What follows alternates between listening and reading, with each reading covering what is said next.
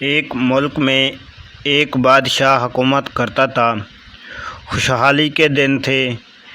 ایک دن بادشاہ کی ملاقات ایک درویش صفت بزرگ سے ہوئی۔ بزرگ بہت نیک اور پرہیزگار تھے۔ بادشاہ ان سے بہت عزت سے پیش آیا اور ملاقات کے آخر میں اس نے فرمائش کی کہ مجھے کوئی ایسی چیز، تعویذ، وظیفہ وغیرہ لکھ کر دے جو انتہائی مشکل میں میرے کام آئے۔ بزرگ خاموش رہے، لیکن بادشاہ کا اصرار بڑھا تو انہوں نے ایک کاغذ کے ٹکڑے پر کچھ لکھ کر دیا اور کہا کہ اس کاغذ کو اسی وقت کھولنا جب تم سمجھو کہ بس اب اس کے آگے تم کچھ نہیں کر سکتے۔ یعنی انتہائی مشکل میں قدرت کا کرنا ایسا ہوا کہ اس ملک پر حملہ ہو گیا اور دشمن کی فوج نے بادشاہ کی حکومت کو الٹ پلٹ کر رکھ دیا۔ بادشاہ کو اپنی جان کے لالے پڑ گئے اور وہ بھاگ کر کسی جنگل میں ایک غار میں چھپ گیا۔ دشمن کے فوجی اس کے پیچھے تھے اور وہ تھک کر اپنی موت کا انتظار کر رہا تھا کہ اچانک اس کے ذہن میں درویش بابا کا دیا ہوا کاغذ یاد آیا۔ اس نے اپنی جیبیں ٹٹولیں۔ خوش قسمتی سے وہ اس کے پاس ہی تھا۔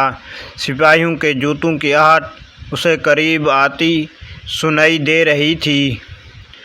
اب اس کے اس پاس کاغذ کھولنے کے سوا کوئی چارہ نہ تھا۔ جب اس نے وہ کاغذ کھولا تو اس پر لکھا تھا، یہ وقت بھی گزر جائے گا۔ بادشاہ کو بہت غصہ آیا کہ بزرگ نے یہ کیا کھیل کھیلا ہے۔ کوئی اسم اعظم ہوتا یا کوئی سلیمانی ورد، لیکن افسوس وہ کچھ نہیں کر سکتا تھا۔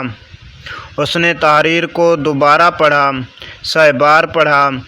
کچھ دیر تو بادشاہ سوچتا رہا، غور کرتا رہا کہ کیا کرے۔ پھر آخر اس نے اپنی تلوار اٹھائی اور سپاہیوں کا انتظار کرنے لگا۔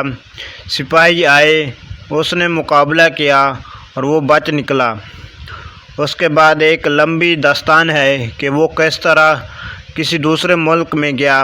وہاں اس نے اپنی فوج کو اکٹھا کیا، اسے ہتھیاروں سے لیس کیا اور آخر کار ایک وقت آیا کہ اس نے اپنا ملک واپس لے لیا اور پھر سے اپنے تخت پر جلوہ نشین ہوا۔ اس کی بہادری کے قصے دور دور تک مشہور ہو گئے اور رایا میں اس کا خوب تذکرہ ہوا۔ اس کے دربار میں اور دربار سے باہر بھی لوگ صرف اپنے بہادر بادشاہ کو دیکھنے کے لیے آنے لگے۔ اتنا بول بالا دیکھ کر بادشاہ کے دل میں غرور پیدا ہوا اور وہ اپنی شجاعت پہ اور سلطنت پہ تھوڑا مغرور ہوا ہی تھا کہ اچانک اس کے دل میں بزرگ کا لکھا ہوا فقرہ آیا کہ یہ وقت بھی گزر جائے گا۔